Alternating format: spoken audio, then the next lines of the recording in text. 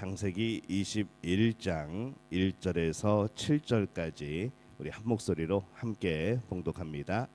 여호와께서 말씀하신 대로 사라를 돌보셨고 여호와께서 말씀하신 대로 사라에게 행하셨으므로 사라가 임신하고 하나님이 말씀하신 시기가 되어 노년의 아브라함에게 아들을 낳으니 아브라함이 그에게 태어난 아들 곧 사라가 자기에게 낳은 아들을 이름하여 이삭이라 하였고 그 아들 이삭이 난 지 8일 만에 그가 하나님이 명령하신 대로 할례를 행하였더라. 아브라함이 그의 아들 이삭이 그에게 태어날 때 100세라. 사라가 이르되 하나님이 나를 웃게 하시니 듣는 자가 다 나와 함께 웃으리로다. 또 이르되 사라가 자식들을 젖먹이겠다 하고 누가 아브라함에게 말하였으리요마는 아브라함의 노경에 내가 아들을 낳았도다 하니라. 아멘.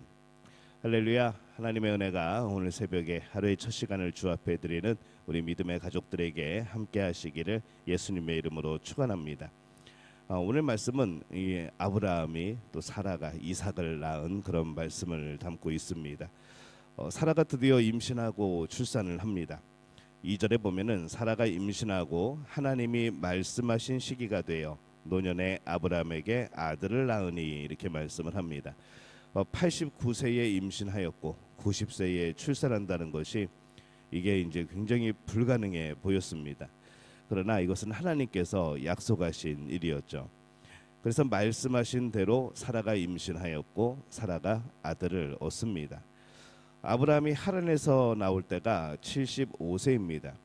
하나님의 약속을 따라서 우르에서 나올 때는 더 이른 시기였죠.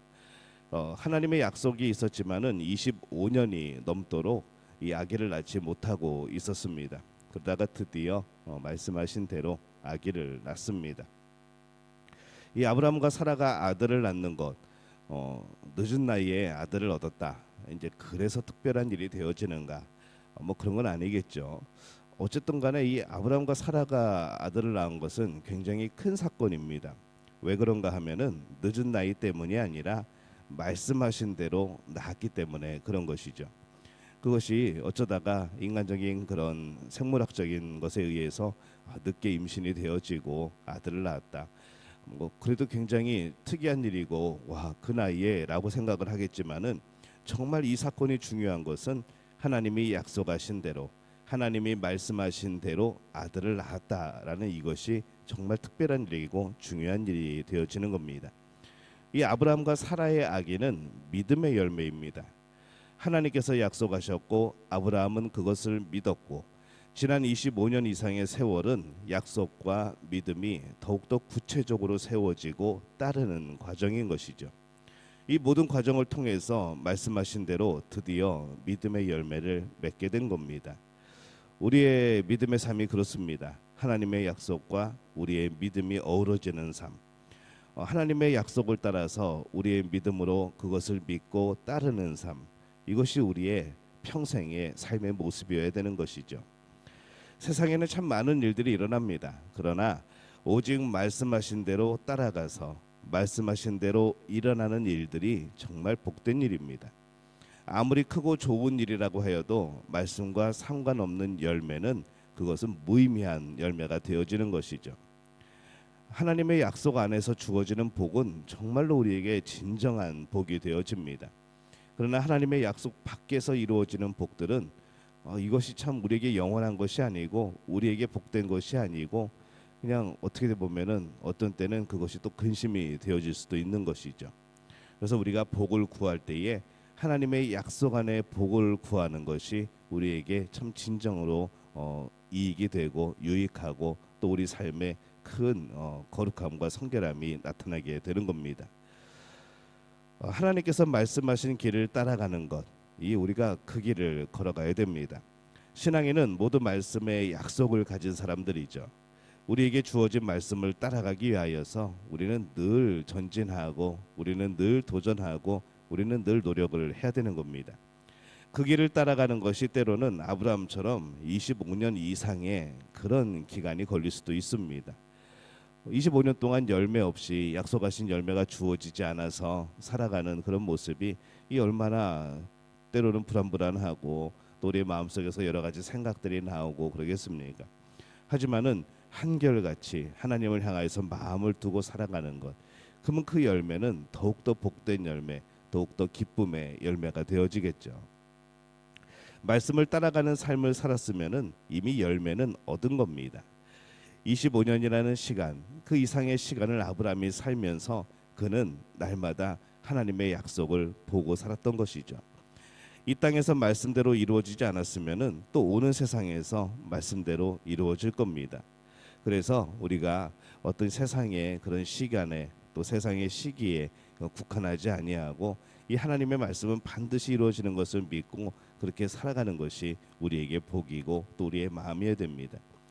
누가 오늘 왜 그곳에서 그것을 하고 있느냐라고 물으면 신앙인은 말씀을 따라 이곳에 있고 이것을 하고 있다고 대답할 수 있어야 하는 것이죠. 그러면 그게 복입니다. 여러분 스스로에게 한번 물어보시기 바랍니다. 오늘 왜 거기서 그 일을 하고 있습니까? 이것은 하나님의 계획에 따라, 하나님의 뜻에 따라, 하나님의 약속에 따라 복된 길을 걸어가는 겁니다. 하나님이 허락하신 그곳이 여러분의 일터이고 하나님이 허락하시는 그곳이 하나님의 말씀이 이루어지는 곳입니다. 바로 그것이 복된 곳이라는 것이죠. 날마다 왜 여기서, 왜 그곳에서, 왜 그 일을 하고 있는가? 이 하나님의 은혜와 연결지어 살아가는 우리 믿음의 가족들이 되어지시기를 예수님의 이름으로 축원합니다. 이제 드디어 아기를 낳았습니다. 5절에 보면은 아브라함이 그의 아들 이삭이 그에게 태어날 때에 100세라 이렇게 말씀을 합니다. 이삭이 그에게 태어날 때 100세라고 말씀을 하죠. 계속해서 지금 나이를 반복하여서 말씀을 합니다. 아기를 낳는다는 것이 참 어려웠다는 것을 강조하여 하시는 말씀이죠. 매우 힘들 수 있습니다. 그러나 하나님께서 하신다고 하시면 그건 힘든 일이 아니고 반드시 이루어지는 일입니다. 하나님이 하신다고 하는 것, 뭐 여기에 누가 방해를 하겠습니까? 그것을 누가 막겠습니까? 사라는 아기를 낳고 이름을 짓습니다. 3절에 보면은 아브라함이 그에게 태어난 아들 곧 사라가 자기에게 낳은 아들을 이름하여 이삭이라 하였고 이렇게 말씀을 합니다. 아들을 이름하여 이삭이라 하였습니다. 이삭은 웃음이라는 단어하고 이 어근이 같습니다. 그래서 그가 웃다, 웃는 자, 이제 이런 뜻인 것이죠. 아들을 낳을 것이라는 하나님의 말씀에 아브라함이 웃었고 사라도 웃었습니다. 근데 드디어 아기를 낳았습니다. 그래서 이제 아기의 이름을 웃는 자라고 짓습니다. 우리도 이삭의 이름을 잘 기억할 필요가 있습니다. 6절에 보면은 사라가 이르되 하나님이 나를 웃게 하시니 듣는 자가 다 나와 함께 웃으리로다 이렇게 말씀을 합니다. 이 웃음에 해당하는 히브리어는 모두 같습니다. 그러나 담고 있는 의미는 굉장히 많은 다른 의미들이 있습니다. 이전에 웃을 때에는 불신의 웃음이었죠. 하이 그런 일이 일어나겠어 하는 헛웃음이었고, 근데 이제 아기를 낳고 웃는 웃음은 믿음의 웃음, 하나님이 주신 복에 대한 그런 기쁨의 웃음이 되어집니다. 아브라함은 이후에 이삭의 이름을 부를 때마다 생각이 나겠죠. 내가 옛날에 하나님이 아기를 주신다고 그랬을 때 내가 헛웃음을 비웃음을 했었는데 불신의 웃음을 웃었었는데 하나님이 진짜 이 열매를 주셔서 난 이제 정말로 기쁨의 웃음을 웃게 되었구나. 그런 하나님에 대한 죄송스러운 마음과 또 겸손함과 또 하나님이 주신 열매에 대한 그런 기쁨의 그런 마음이 아마 계속해서 공존을 했을 겁니다.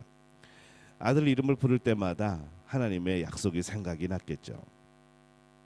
7절에 보면은 또 이르되 사라가 자식들을 젖먹이겠다고 누가 아브라함에게 말하였으리오마는 아브라함의 노경에 내가 아들을 낳았도다 하니라. 굉장히 수사적인 그런 강조입니다. 누가라고 말합니다. 어느 누구도 사라가 자식을 낳고 젖을 먹일 것이라고는 상상도 못하였다는 것이죠. 그런데 모두 기쁨으로 웃게 되었고 그런 일이 실제로 나타납니다. 그런 일들이 나타나게 될 때 그들은 믿음으로 웃게 된 것이죠. 신앙인이 말씀을 따라갈 때에 때로는 세상의 비웃음을 받을 수도 있습니다. 세상의 사람들이 우리에게 너희들은 너무 순진하게 살아간다, 너희들은 너무 바보 같다라고 잘해보라고 그렇게 조롱할 수도 있을 겁니다. 근데 그것은 모두 그들 자신들의 어리석은 생각이 기준인 것이죠. 왜냐하면 우리들의 생각의 기준은 하나님입니다. 우리의 삶의 기준은 하나님인 것이죠.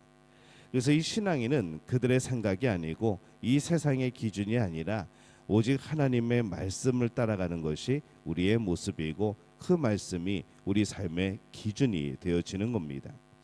우리가 이 기준을 잃어버리면 내가 기준이 되어지는 겁니다. 하나님의 말씀, 하나님이 우리에게 주신 진정한 거룩한 삶의 모습을 잃어버리면 이제 그때부터는 내가 생각하는 거룩한 삶이 기준이 되어지는 것이죠. 근데 그것이 온전하겠습니까? 뭔가를 열심히 하고 뭔가를 매달리고 힘쓰고 하지만은 그것이 하나님의 기준이 아니고 하나님의 말씀이 기준이 아니게 되면은 그것은 옳다 할 수 없는 것이죠. 잘못되어도 엉뚱한 곳으로 가여도 이거를 제대로 발견할 방법이 없는 겁니다. 그래서 우리의 삶의 기준은 하나님의 말씀입니다. 내 안의 생각이 아니고 내 안의 신앙이 아니고 내 안에 어떤 그런 세상적인 철학이 아니라는 것이죠. 말씀은 불변하는 진리입니다. 말씀을 따라가면 여러분은 웃게 될 겁니다. 변하는 세상의 비웃음에 기죽지 마시기 바랍니다.